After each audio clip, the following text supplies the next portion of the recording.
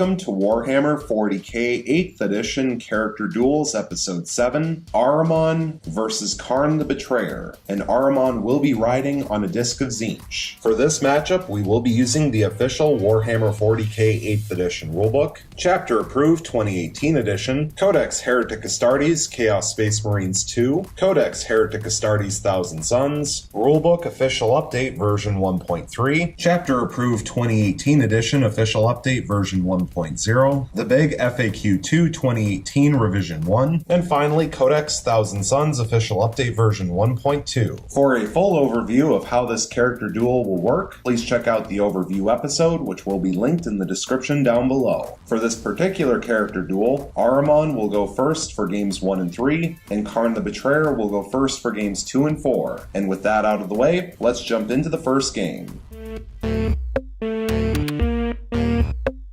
Going into the movement phase, Ahriman will remain still. Going into the psychic phase, he will attempt to manifest both Smite and Doom Bolt onto Kharn the Betrayer, and then he will attempt to manifest Diabolic Strength onto himself. And Smite has a warp charge value of 5, rolling a 12, getting to add 1 thanks to being an Arch Sorcerer of Tzeentch, so getting a 13, which will also perils. So first resolving the perils of the warp onto himself, and he will inflict 3 mortal wounds onto himself, so Ahriman will fall from 5 starting wounds down to 2, but then because it rolled an 11 or higher, it will inflict d6 mortal wounds onto Kharn the Betrayer, and it will inflict 5 mortal wounds. And so Kharn the Betrayer will lose his 5 starting wounds and be killed off, which means that Ahriman will win game 1. And so now we will reset and go into game 2.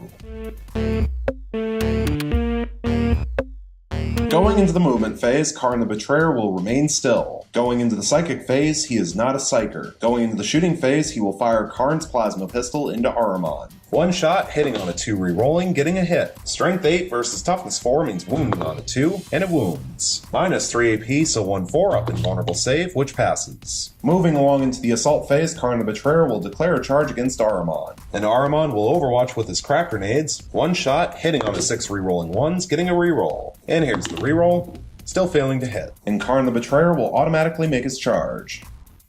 Going into the fight phase, Kharn the Betrayer will place all of his attacks onto Ahriman. 7 attacks base on the charge with Gorechild, hitting on 2s, getting all 7 hits. Strength 6 versus Toughness 4 means wounding on 3s, getting 6 wounds. Minus 4 AP, so 6 4-up in vulnerable saves. Passing 5, failing 1, and it is D3 damage, and it will do 2 damage. So Ahriman will fall from 5 starting wounds down to 3, and now Kharn the Betrayer will get to attack for the second time. 7 attacks on the charge with Gorechild, hitting on 2s, getting 6 hits. Strength 6 versus Toughness 4 means wounding on 3s, getting 3 wounds. Minus 4 AP, so 3 4-up in vulnerable saves, passing 1, failing 2, and they are D3 damage piece. So 2 D3 damage, getting 3 damage. So Ahriman will lose his final 3 wounds and be killed off, which means that Kharn the Betrayer will win game 2. And so now we will reset and go into game 3.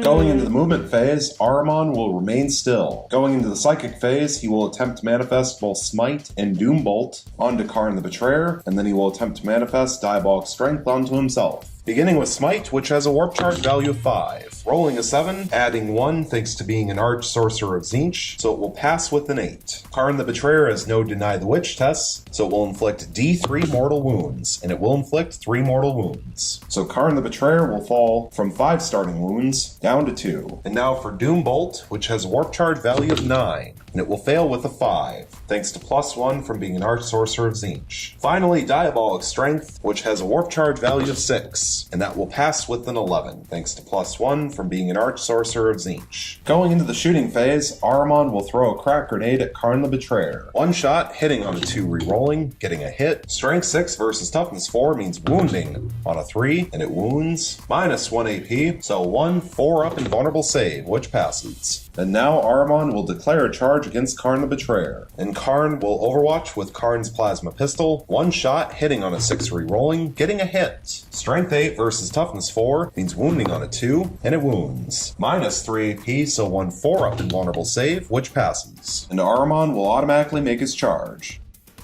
Going into the fight phase, he will place all of his attacks onto Kharn the Betrayer. 5 attacks base with the Black Staff of Ahriman thanks to Diabolic Strength, hitting on 2s re-rolling, getting all 5 hits. Strength 8 thanks to Diabolic Strength versus Toughness 4 means wounding on 2s.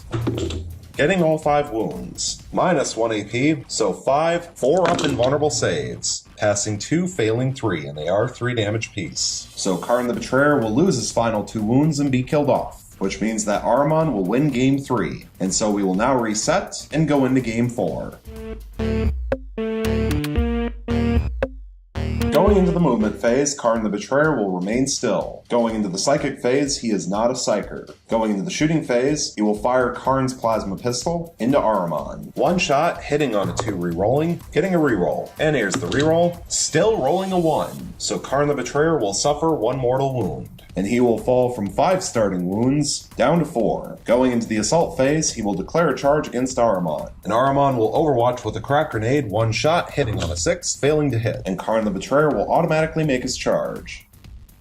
Going into the fight phase, Kharn the Betrayer will place all of his attacks onto Ahriman. 7 attacks base with Gorechild on the charge, hitting on 2s, getting 6 hits. Strength 6 versus Toughness 4 means wounding on 3s. That's really bad. Getting 2 wounds. Minus 4 AP, so 2 4-up invulnerable saves. Passing 1 and failing 1. And it is D3 damage. And here's the D3 roll, getting 3 damage. So Ahriman will fall from 5 starting wounds down to 2. And now Kharn the Betrayer will get to attack for a second time. 7 attacks base on the charge, with Gorechild hitting on 2s. That's not very good, getting only 5 hits. Strength 6 versus Toughness 4 means wounding on 3s. And apparently Kharn the Betrayer is unable to make wound rolls, getting 2 wounds. Minus 4 AP, so 2 4-up invulnerable saves, passing 1 and failing 1, and it is D3 damage. And here's the D3 roll, getting another 3 damage. So Ahriman will lose his final 2 wounds and be killed off, which means that Kharn the Betrayer will win Game 4, and this character duel is now over.